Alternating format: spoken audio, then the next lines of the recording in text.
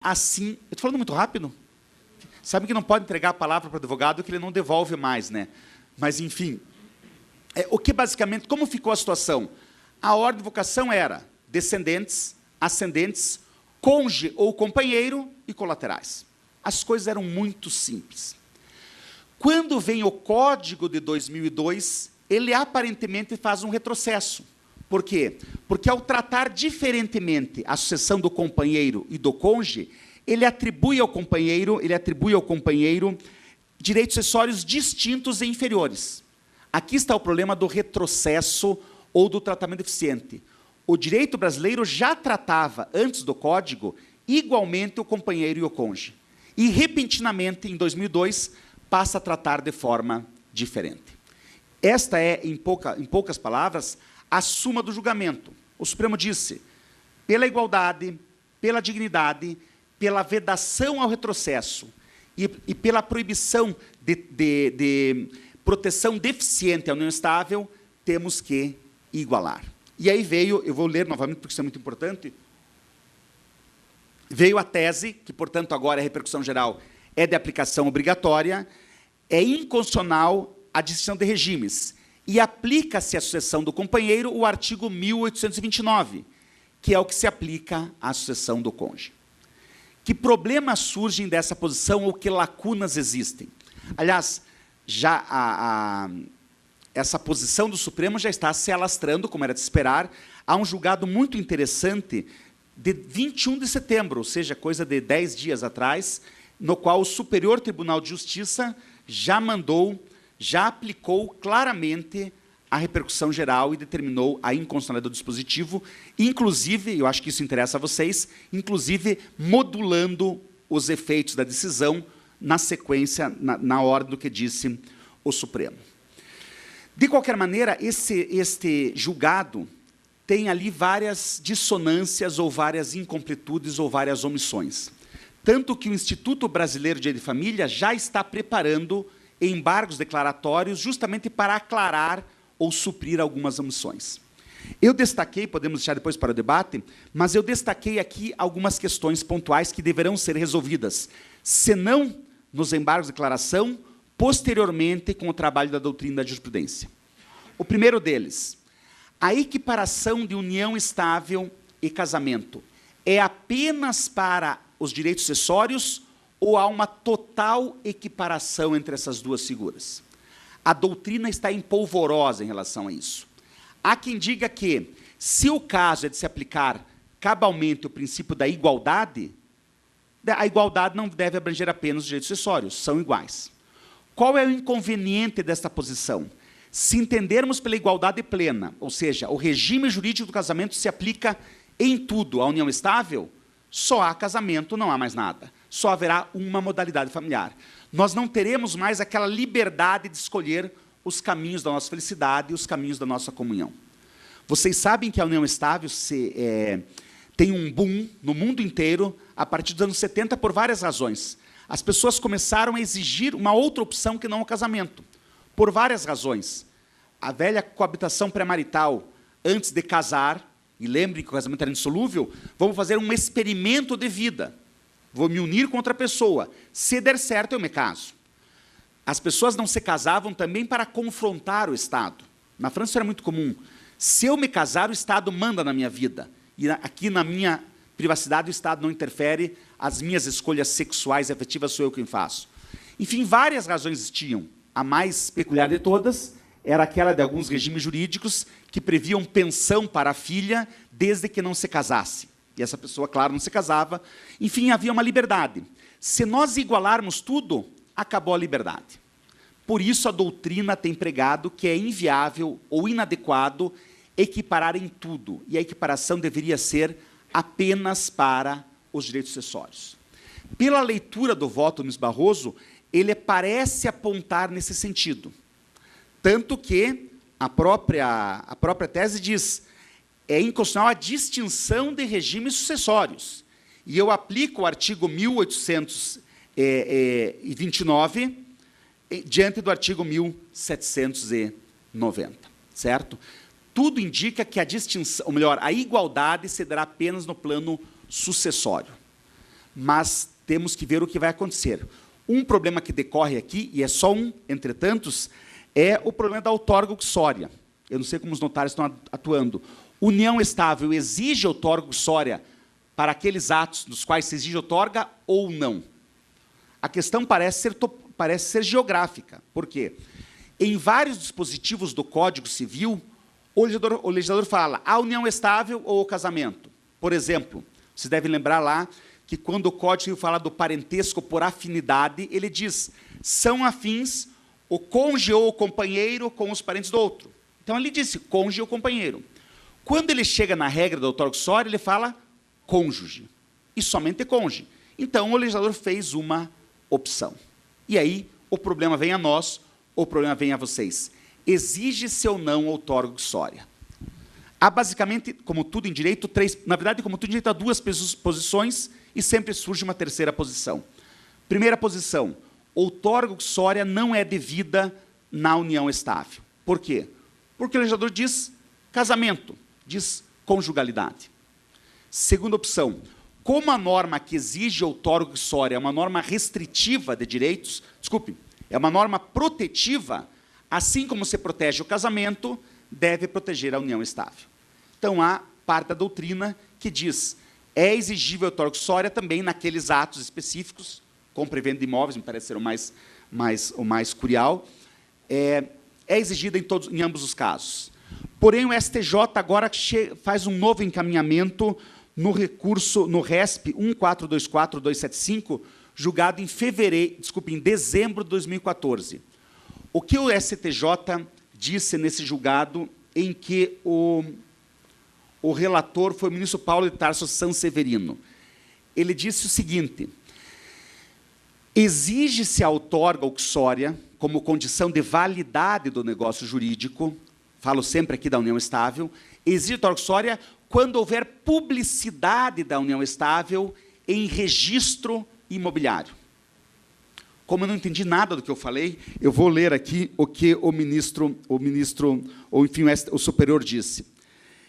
Eu nem vou ler a ementa, mas aqui há um espaço do acórdão que é muito claro. Ouçam o que decidiu o superior.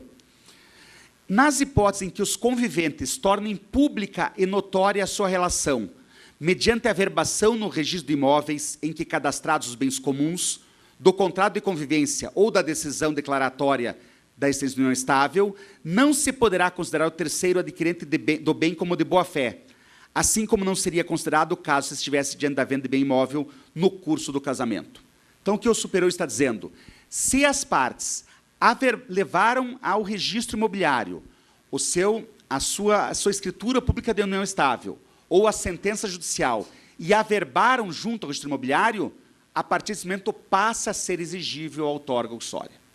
Se, entretanto, mesmo que as partes tenham lá uma escritura pública ou uma decisão, se elas não tornaram pública, é desnecessária. É o superior que diz. Contrariamente, não havendo referido o registro da relação na matrícula dos imóveis comuns, ou não se demonstrando a má-fé do adquirente, deve-se presumir a sua boa-fé, não sendo possível a invalidação do negócio que, à aparência, foi rigidamente celebrado. Então, nós temos essas três posições aí. Vamos ver o que é que os tribunais vão dizer acerca da aplicação da igualdade para além do direito sucessório. Outro problema seríssimo, e eu acho que vai ter um debate depois, né? Outro problema seríssimo que existe a partir desse acórdão, a partir dessa decisão do Supremo, diz respeito a considerar ou não o companheiro como herdeiro necessário. Aliás, esse dispositivo que coloca o cônjuge como herdeiro necessário é um dos que mais tumultuou a aplicação prática do direito de sucessões. Mas vamos lá. No regime anterior, eram herdeiros necessários apenas os descendentes e ascendentes. Ou seja, não preciso dizer isso, mas não tendo descendentes e ascendentes, o titular do patrimônio poderia dispor totalmente dos seus bens, 100% dos seus bens. O novo Código Protetivo das uniões afetivas coloca o cônjuge como herdeiro necessário. Quem, então, é casado não pode dispor da totalidade de seus bens, mesmo que não tenha descendentes, mesmo que não tenha ascendentes. Só que o legislador não inseriu o companheiro como herdeiro necessário. E aqui o problema passa a ser semelhante ao da autarquia. Podemos interpretar, primeira interpretação, como o legislador colocou o cônjuge e não colocou o companheiro, ele fez uma escolha. Ele fez uma escolha. Logo, apenas o cônjuge é herdeiro necessário, o companheiro não é herdeiro necessário. Segunda tese, como esta norma é protetiva da conjugalidade, deve ser protegida também a união estável. Logo, deve-se entender que o companheiro é herdeiro necessário, limitando a liberdade testamentária do titular do patrimônio. São essas duas posições. Ao que tudo indica, uma vez que o Supremo disse que, para efeitos sucessórios, não pode haver desigualdade, a doutrina está antevendo que os tribunais vão considerar o companheiro como herdeiro necessário, e isso vai afetar aí a elaboração de testamentos para vocês, a própria elaboração de inventários. O grande problema é que o Supremo andou tão mal que a tese diz o seguinte: manda aplicar o artigo 1829 e não manda aplicar o artigo 1845, que fala da herança necessária. Poderia ter sido melhor redigida esta tese. Para quem não entendeu, eu falo por outras palavras. Ao dizer, uma interpretação possível, ao dizer que a sucessão do companheiro se aplica ao artigo 1829, o Supremo disse, aplica-se a ordem de evocação hereditária.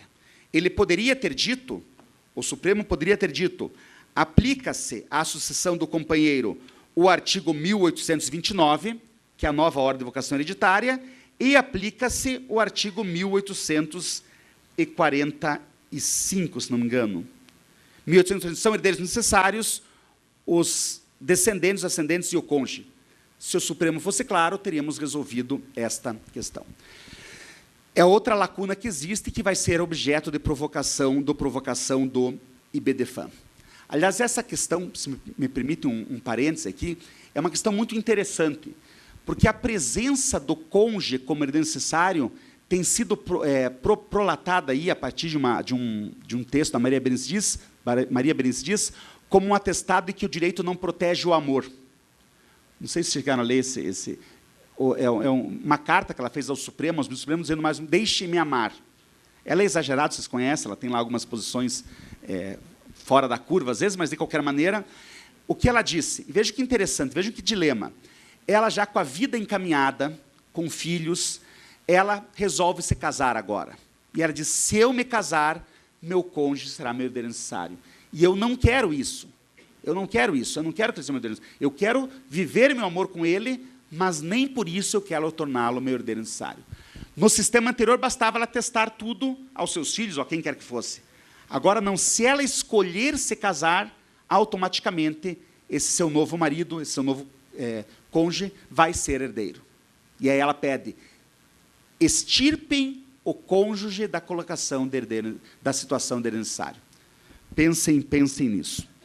Mais dois problemas surgem. Tá bom, acho que esse é o caminho de vocês, né? Mais dois problemas surgem a partir do julgado do Supremo. Primeiro deles, ou terceiro deles, o artigo 1830 do Código Civil. Vamos partir da premissa que nos aponta o Supremo. As regras de sucessão hereditária do cônjuge se aplicam às regras, ou melhor, os direitos sucessórios do cônjuge são idênticos aos direitos sucessórios do companheiro. Perfeito. Só que o Código Civil, ao cuidar dos direitos sucessórios do cônjuge, ele traz um dispositivo que foi muito criticado, que é o artigo 1830. Então, vamos ler lá, na perspectiva do Código, antes de trazermos o companheiro para cá. Diz o artigo 1830, somente é reconhecido o direito sucessório ao cônjuge sobrevivente se, ao tempo da morte do outro, não estavam separados judicialmente, nem separados de fato há mais de 2 anos, salvo prova da culpa e prossegue. Numa análise muito superficial, o que esse dispositivo diz?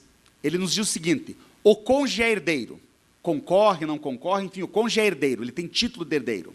Se, porém, o casal estava separado judicialmente, ou separado de fato há mais de 2 anos, o cônjuge deixa de ser herdeiro. João e Maria são casados, João e Maria se separam faticamente. ficam separados 3, 4 anos. Maria morre. João, ainda casado formalmente com ela, entretanto, não é herdeiro. Coloca-se ali a questão da culpa, mas podemos deixar de lado isso. Ou seja, nós temos uma situação aqui em que a pessoa, veja que interessante, casada, mas separada de fato, durante 2 anos ela continua sendo herdeira. Saí da casa, se minha mulher morrer no dia seguinte, eu sou herdeiro. Qual é o problema que isso traz diante da equiparação com o companheiro? O que é união estável? União estável é vivência juntos, é viver juntos. Na união estável, no momento em que não há mais o fato da convivência, a união estável acaba naquele momento.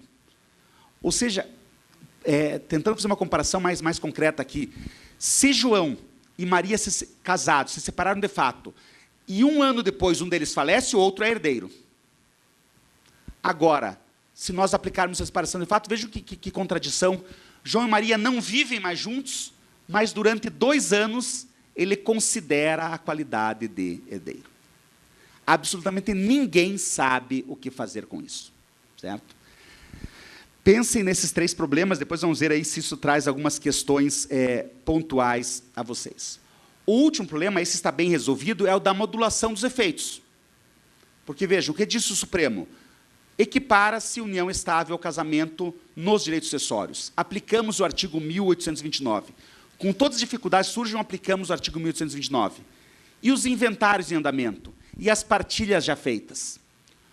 O Barroso foi muito claro nisso, muito claro isso. Não se aplica a nova regra, às partilhas já julgadas ou ainda não realizadas. Certo? Na verdade, o que é que nós temos que ter em mente aqui? Primeiro, se a morte ocorreu na vigência do Código Civil de 16, aplica essa regra do Código Civil de 16. Quanto a isso, não há dúvida nenhuma,